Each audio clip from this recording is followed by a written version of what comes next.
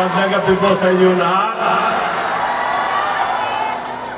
Una sa lahat, maraming salamat po sa inyong suporta, pagmamahal at tiwala. Ramdam ko po ang inyong pagmamalasakit at inyong patuloy na paniniwala sa akin. Ang overwhelming na suporta na pinakita nyo, alam ko na po sa puso ko, panalo na po ako.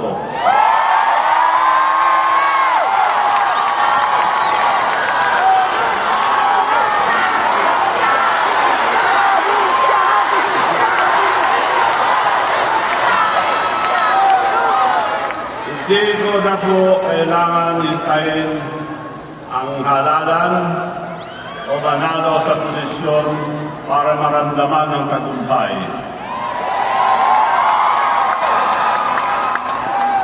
Dahil para sa akin, ang pinakamahalaga ay makita ko kayong masaya at mapaglingkod sa inyong walang hinihingi ng kapalit.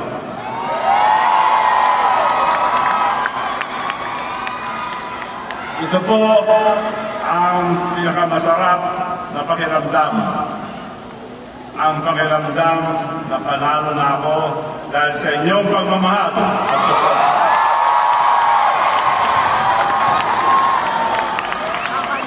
Ngunit bilang lingkod ng bayan, mahalaga rin po ang bigyang pansin. Bigyang pansin ko ang aking kalusugan. Pagkatapos na matagal na pag-iisip, pinatawag ko po ang aking pamilya at ang mga mahal sa buhay. Pinaalala ko sa kanila na ang kalusugan ay kayamanan. Noong isang linggo po, galing po ako sa San Fernando, La Union, na tinamaan po ako ng pneumonia. Mas matindi po yun sa pneumonia. So, dinala agad ako sa ospital. Ang problema po, hindi ako makatulog. Lahat ng klase ng sleeping pills binigay sa akin. Lahat. Hindi rin po ako makatulog. Pang-apat na araw. Kaya ang ginawa mga doktor, dinala ako sa emergency room. At sasaksakan na ako ng pampatulog. Tsak, matulog ka, sabi sa akin. Dinala po ako ron. Sinaksakan ng pampatulog. Ganun pa rin. Hindi ako makatulog. So, tinawagan ko ang doktor. Tawagan yung doktor ako. Hindi pa rin ako makatulog ako. Pumunta mga doktor. Nagkomplikasyon daw ang mga binibigay na gamot sa akin at yung pagpatulog na binagay sa aking katawan. So, hinto muna, sabi nila, hanggang lahat ng mga nilagay. Pwede bang sa kwarto muna ako magkantay ka ako dahil pang 5 araw na. May naalala ko, dahil tuwing linggo po, may Bible study sa bahay. At nagpapasa rin ako ng Biblia. Palagi ko nakikita.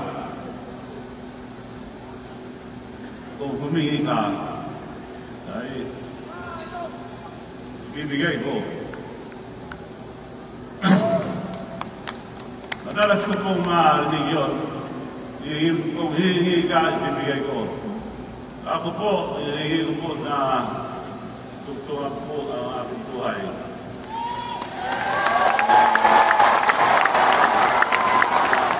Hindi po, tumagal. Nakatulog po ako sa 5 araw.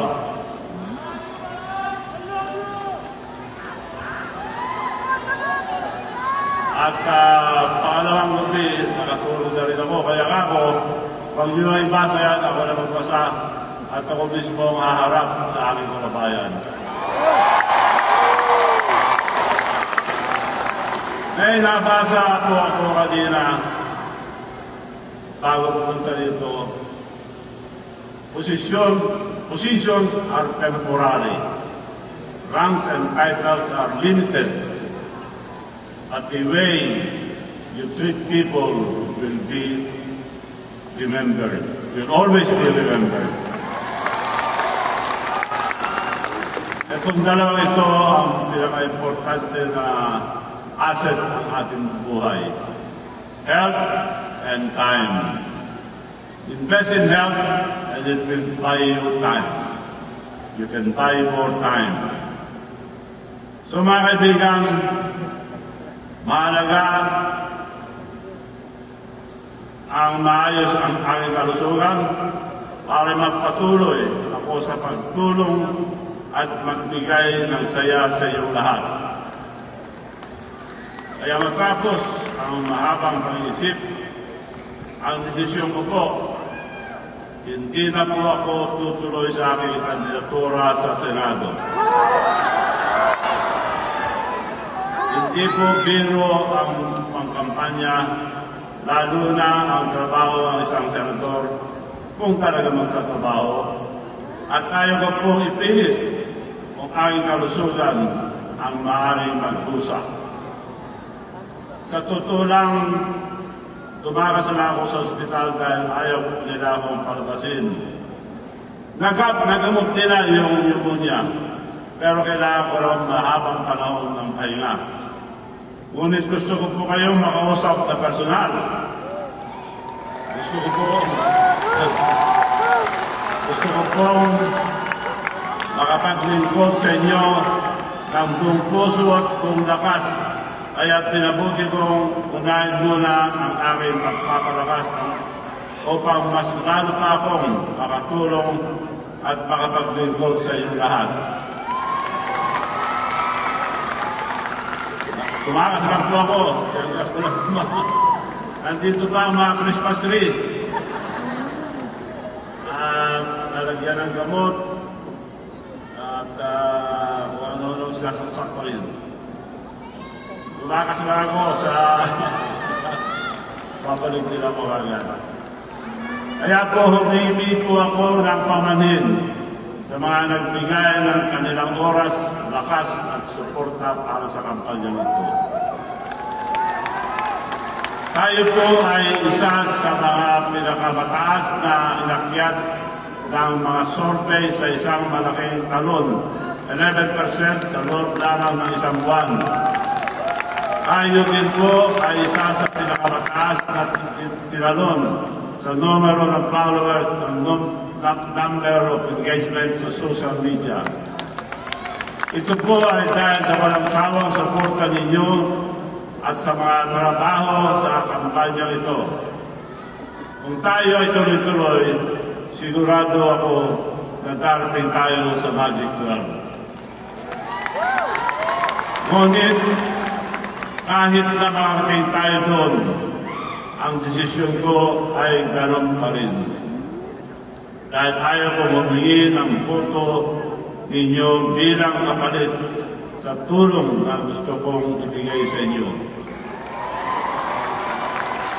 Ang layunin ko po sa buhay ay simple lang, ang mapasaya ang tao. Ang tulong na binigay ko sa transport group, electric vehicles, nandito ba sila? Tuloy-tuloy po yun. Kahit may pangako na, tutuloy ko pa rin, mas hindi na ako tatakbo. Tuloy po rin tayo. Bibigay ko rin po. Ang mga transport group, tinanong ko magkano pinakamura. Pumunta sila sa China, Korea. Ang pinakamura na nakita nila, 3 milyon. Kako, ipakita ko ang tunay na tulong sa inyo. Ibigay ko lang ng 1.2. Yun ang tunay na tulong. Kaya tutuloy ko po rin po yun. Ang tulong na binigay ko dito sa BPAC para magkaroon ng bank account para sa masa ay tuloy-tuloy po. Dapat po ito, negosyo, lahat po ng nagpapadala ng pera, ang dami kinikita. Pero ito po, binigay namin sa tao para makatulong sa panilid ng negosyante, lalong-lalo na sa mga overseas workers. Kumuha lang ng, ang mga nasa ibang bansa, kumuha lang ng Philippine number, makapagbukas na agad ng BBank. BBank to BBank, walang bayad, tinanggal ko po ang service fee para sa ating kababayan.